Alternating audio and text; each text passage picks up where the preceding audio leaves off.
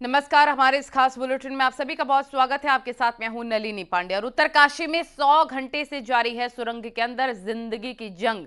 देखिए, अभी तक की एक भी मजदूर को बाहर नहीं निकाला जा सका है, लेकिन माना जा रहा है कि आज रात 12 बजे तक कोई अच्छी खबर मिल सकती है। देखिए रिपोर्ट।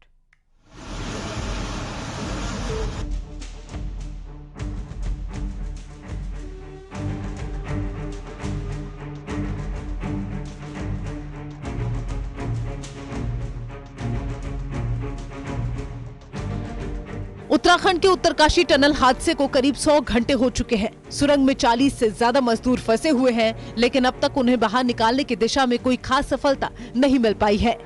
निर्माणाधीन सिलक्यारा टनल 12 नवंबर यानी कि दिवाली के दिन सुबह करीब 4 बजे धंस गई थी। National highway and infrastructure development corporation limited, NDRF, SDRF, ITBP, BRO और नेशनल हाईवे की 200 से ज्यादा लोगों की टीम फंसे लोगों के रेस्क्यू के लिए 24 घंटे काम कर रही है।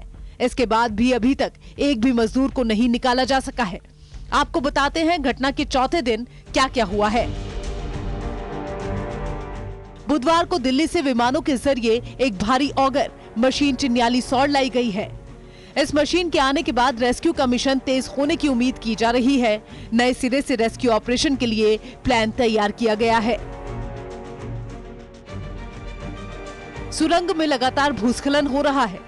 ताजा भूस्खलन के कारण मलबे में बड़े व्यास के माइल्ड स्टील पाइप डालकर एस्केप टनल बनाने के लिए की जा रही ड्रिलिंग को रोकना पड़ा था। लेकिन सुरंग में फंसे श्रमिकों से निर्माण एजेंसी के अधिकारी लगातार संपर्क में हैं। वहां पर ऑक्सीजन और खाने की सप्लाई की जा रही है।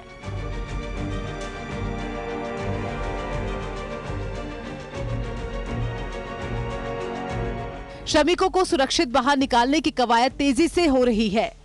करीब 25 टन की अत्याधुनिक और भारी ऑगर मशीन मंगलवार को सुरंग में स्थापित की गई। इस भारी ऑगर मशीन की क्षमता बहुत ज्यादा है। इस मशीन के जरिए 1 घंटे में 4-5 मीटर तक मलबे के अंदर भेजा जा सकता है।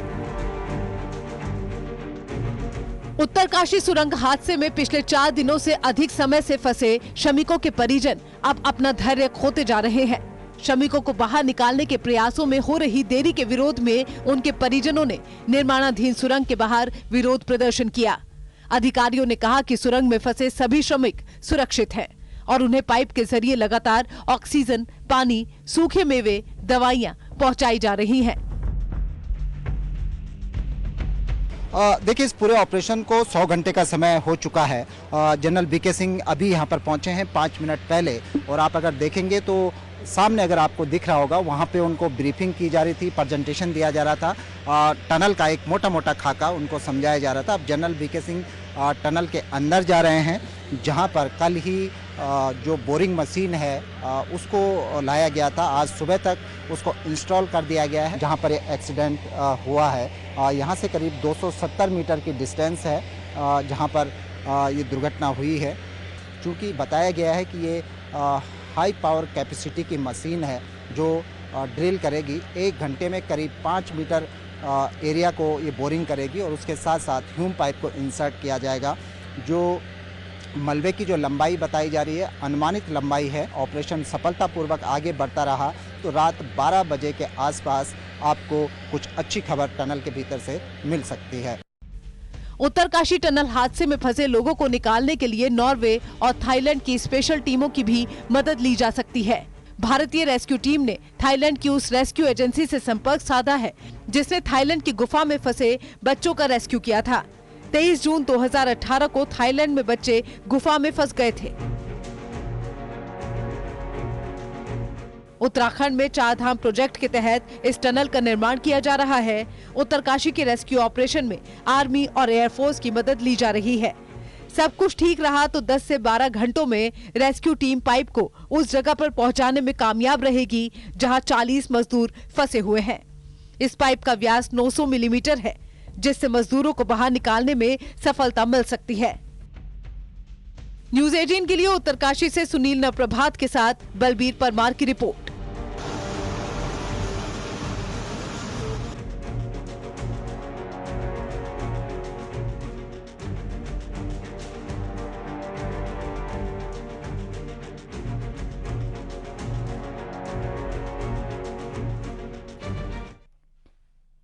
लगातार इस खबर पर अपडेट हम आप तक पहुंचा रखे हैं। ज्यादा जानकारी के लिए ग्राउंड जीरो से सुनील नवप्रभात हमारे सहयोगी जुड़ गए हैं। सुनील, आप लगातार ग्राउंड जीरो पर बने हुए हैं, पल पल की अपडेट दे रहे हैं। 100 घंटे से ज्यादा वक्त हो चुका है, फिलहाल क्या अपडेट रेस्क्यू ऑपरेशन को लेकर?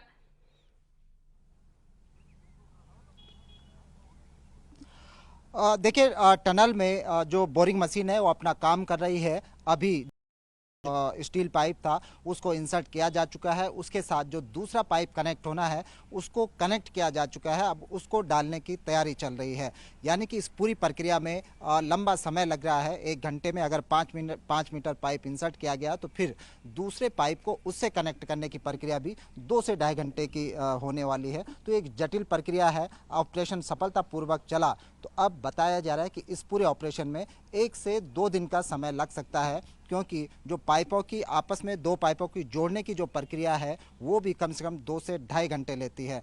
तो ये माना जा रहा है कि जब ऑपरेशन अपनी सफलता को होगा तो उसके बाद की जो तैयारियां हैं वो भी प्रशासन ने अब चुस्त दुरुस्त करनी शुरू कर दी है। टनल साइट पर 6 बेड का वहां पर अस्पताल बनाया गया है। हमारे साथ बलबीर परमार हैं, उन्होंने बारीकी से इस अस्पताल का वहां पर ऑब्जर्वेशन भी किया, उस पर रिपोर्ट भी की। बलबीर, इसके बाद जब ये ऑपरेशन सफलतापूर्वक संपन्न हो जाएगा, जो मजदूर वहां पर फंसे उनको बाहर निकाला जाएगा, उसके बाद की क्या तैयारियां हैं? बिल्कुल, जब मजदूरों को रेस्क्यू करके बाहर निकाला जाएगा तो उसके बाद स्वास्थ्य विभाग की जिम्मेदारी बढ़ जाती है और स्वास्थ्य विभाग ने इसको लेके पूरी तैयारी की गई है। सिलक्यारा में 6 बेड का अस्पताल बनाया गया है, वहाँ पे ऑक्सीजन और जरूरी जो दवाइयाँ हैं वहाँ पे रखी गई है, ताकि जिस तरह से रेस्क्यू करके मजदूरों को बाहर निकाला जाएगा तो पहले उन 6 बेडों पर रखा जाएगा और उसके बाद उनकी हालत को देखते हुए आगे हायर सेंटर को रेफर किया जाएगा, जिला अस्पताल, या फिर अगर ज़रूरत पड़े तो हेली से भी देहरादून, एम्स जैसी जगह मजदूरों को भेजा जाएगा। तो पूरी तैयारी इस बीच में जो स्वास्थ्य विभाग है उसने की हुई है। और खासकर अभी जिस पोर्शन में हम हैं ये अस्थायी हेलीपैड है। टनल जो ऑपरेशन साइट है उससे करीब 3 से 4 किलोमीटर की इसकी डिस्टेंस है। ये हेलीपैड इसीलिए बनाया गया है कि यदि आपात स्थिति में पहले तो वहाँ पर मेडिकल चेकअप होगा ऑपरेशन साइट पे ही, और यदि इमरजेंसी हुई, किसी को एयर लिफ्ट करना हो, तत्काल उसको मेडिकल सुविधा मुहैया करानी हो, तो ये इमरजेंसी हेलीपैड यहाँ पर बनाया गया है। यहाँ से एयर लिफ्ट करने की व्यवस्था है। इससे 20 से 25 किलोमीटर की दूरी पर चिन्यालीसौड़ हवाई पट्टी है, उसको भी अलर्ट मोड पर रखा गया है और उसके बाद उनको एम्स भी ले जाया जा सकता है स्वास्थ्य के ट्रीटमेंट के लिए। तो बाहर की जो तैयारियां हैं, इसके बाद की जो तैयारियां हैं उनकी भी पूरी तैयारियां यहाँ पर की गई हैं। इसके साथ साथ जो ऑपरेशन है वो भी तेज गति से चल रहा है, क्योंकि लोगों को उम्मीद है अब आगर मशीन से कि जल्दी से जल्दी बोरिंग का काम संपन्न हो और किसी तरह से जो जिंदगियां वहाँ पर पिछले 4 दिन से 5 दिन से वहां पर हैं उनको सकुशल बाहर निकाला जा सके। बिल्कुल, जरा ये बताइए टीम को क्या कुछ चैलेंजेस हैं वो फेस करने पड़ रहे हैं ड्यूरिंग दिस ऑपरेशन? क्या कुछ उनको दिक्कतें हो रही हैं और कैसे उससे पार पाया जा रहा है?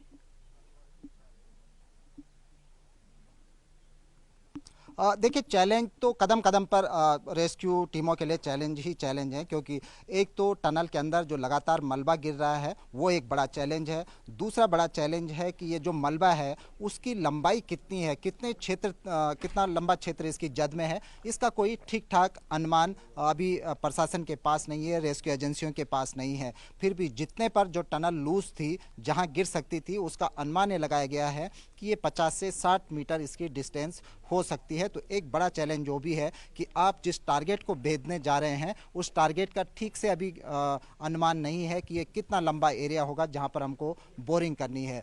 तीसरा जो बड़ा चैलेंज है, आज जब केंद्रीय राज्य मंत्री बीके सिंह वहां पर निरीक्षण कर रहे थे, उनकी बातचीत में अधिकारियों ने ये जानकारी दी कि इसी मलबे में 2 बड़ी मशीन भी दबी हुई हैं। ये भी एक बड़ा चैलेंज होगा कि जब मशीन बोरिंग कर रही होंगी वो मशीन बीच में ना आए, उनमें कहीं टकराव ना हो। यदि मशीनें बीच में आती हैं तो ऑपरेशन को एक बार फिर झटका लग सकता है। यानी कि चैलेंजेस इस ऑपरेशन के दौरान काफी ज्यादा देखने को मिल रहा है। आप सुनील बने रहिए, आपके पास हम लौटेंगे। एक और जानकारी अपने दर्शकों को दे दें कि केंद्रीय सड़क परिवहन राज्य मंत्री वीके सिंह आज उत्तरकाशी पहुंचे, जहां उन्होंने सिलक्यारा टनल रेस्क्यू ऑपरेशन का निरीक्षण किया और अधिकारियों से रेस्क्यू ऑपरेशन की जानकारी ली। साथ ही जनरल वीके सिंह ने पाइपलाइन के जरिए फंसे मजदूरों से भी बातचीत की और मजदूरों से कहा कि भारत सरकार आपके साथ खड़ी है, जल्दी ही सबको सकुशल बाहर निकाल लेंगे।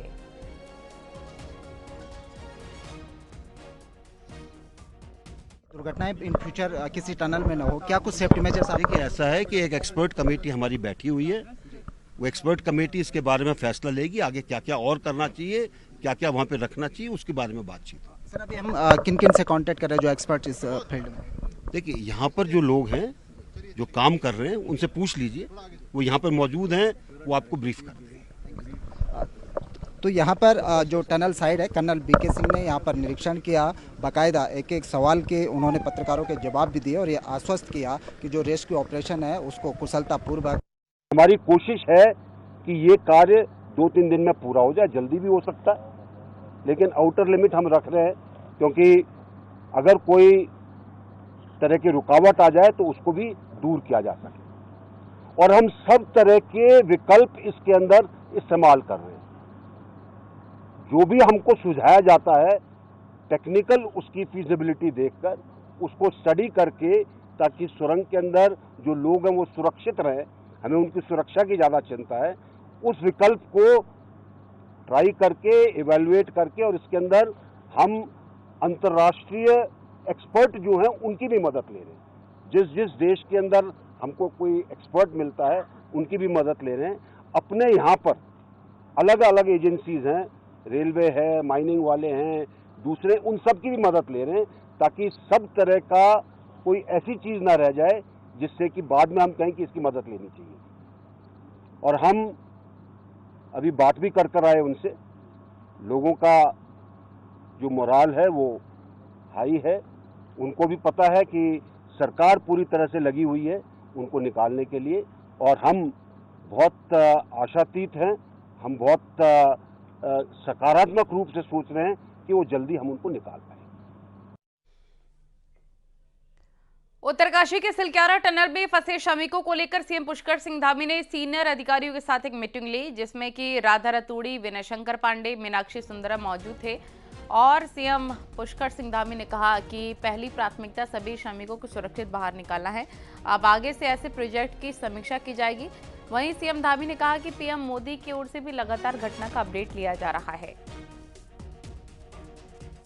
चूंकि सबसे लगातार संपर्क हो रहा है, खाना, ऑक्सीजन, पानी, सभी व्यवस्थाएं उनके लिए वहां पर की जा रही हैं और सभी संपर्क में हैं, सभी सुरक्षित हैं।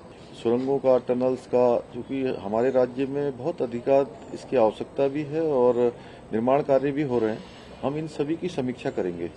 और इनकी समीक्षा के साथ साथ चूंकि पहले हम सभी शहरों की बेयरिंग कैपेसिटी का भी अध्ययन कर रहे हैं, वो भी आकलन कर रहे हैं और इसके साथ ये भी करेंगे। माननीय प्रधानमंत्री जी लगातार स्वयं वहाँ से वो इस बचाव कार्य को देख रहे हैं, लगातार वो समीक्षा भी कर रहे हैं, हम लोगों से जानकारी भी ले रहे हैं और उनके स्तर से, भारत सरकार के स्तर से, माननीय प्रधानमंत्री जी के स्तर से लगातार सभी को निर्देशित किया गया है। इसलिए सारी एजेंसियां और जो तकनीकी विशेषज्ञ हैं अन्य देशों में भी जो ऐसी कठिन परिस्थितियों में काम करते हैं, वो सारे के सारे जो है इस पूरी घटनाक्रम को और यहाँ से जुड़े हुए हैं। सरकार के द्वारा सुनील नप्रभात हमारे सहयोगी लगातार हमारे साथ बने हुए, एक बार फिर से उन्हें का रुख कर लेते हैं। सुनील, तमाम जो समीक्षा बैठक है वो की जा रही है, कमेटी बनाई जा रही है, गठित हो रही है, जांच पड़ताल हो रही है, लेकिन बहुत बड़ा सवाल और मेन सवाल यही है कि 100 घंटे से ज्यादा वक्त बीत चुका है, उनकी सुरक्षा कितनी सुनिश्चित की जा रही है, खाना पानी कैसे उन तक मदद पहुंचाई जा रही है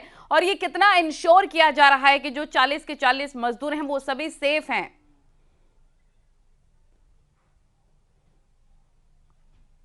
देखिए, ये बड़ा चैलेंज तो है ही अपने आप में कि क्योंकि 100 घंटे से अधिक का समय बीत चुका है। वो 40 के 40 लोग आज भी सुरंग के दूसरे पार कैद हैं। हालांकि वहाँ पर बिजली पानी की सुविधाएं उनको मुहैया की जा रही है, ऑक्सीजन लगातार सप्लाई की जा रही है।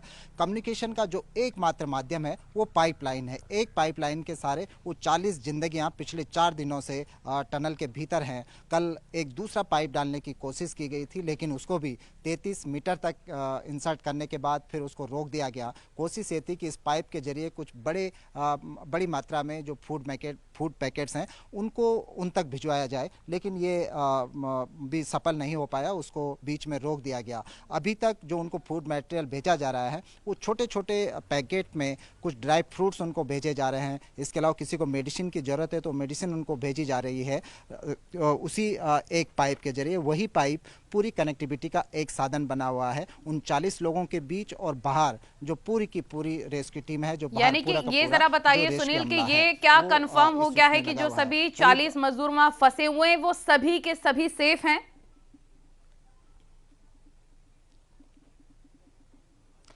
देखिए, टनल के आसपास तक भी मीडिया को एंट्री नहीं है, लेकिन जो इनपुट्स आ रहे हैं, जो मीडिया को ब्रीफिंग में बताया जा रहा है, 40 के 40 लोग पूरी तरह से सेफ हैं और सुरक्षित हैं। आज जब बीके सिंह यहाँ पर पहुँचे, बीके सिंह से भी ये सवाल किया गया कि आखिर उनका मेंटल स्टेटस क्या है, हेल्थ स्टेटस क्या है, इस बात की कैसे सुनिश्चित किया जाए।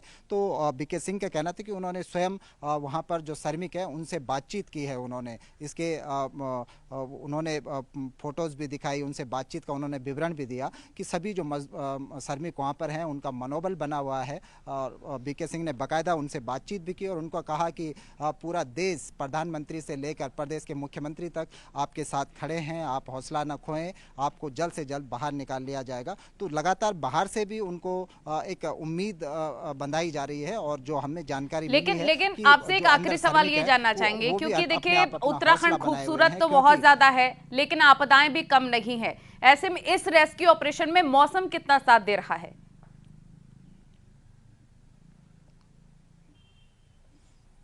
देखिए, मौसम तो फिलहाल यहाँ पर लगातार धूप का बना हुआ है। दिन भर धूप रहती है, सुबह शाम ठंड रहती है। मौसम तो पूरी तरह से अनुकूल है, लेकिन इसमें मौसम की जगह खासकर जैसे आज रात 2 बजे के आसपास अर्थक्वेक यहाँ पर आ गया था, तो अर्थक्वेक जैसे जो घटनाएं हैं वो इस टनलिंग ऑपरेशन के लिए खतरनाक साबित हो सकती हैं। बाकी इसमें बारिश, धूप का उतना इम्पैक्ट नहीं पड़ेगा क्योंकि ये अंडरग्राउंड ऑपरेशन है, लेकिन यदि अर्थक्वेक जैसी घटनाएं होती हैं तो उससे मूवमेंट के कारण जो वहाँ पर कैविटी बनी है, जो लैंडस्लाइड है, उसमें तेजी आ सकती है। और लैंडस्लाइड में यदि तेजी आती है तो इस पूरे ऑपरेशन के लिए वो एक बड़ा झटका साबित हो सकता है, क्योंकि वहाँ पर बिल्कुल, और यही उम्मीद जाहिर की जा रही है इन सबसे पहले, आपदाओं से पहले जल्दी से जल्दी इस रेस्क्यू ऑपरेशन को कंप्लीट कर लिया जाए। आपका बहुत शुक्रिया तमाम जानकारी पहुंचाने के लिए।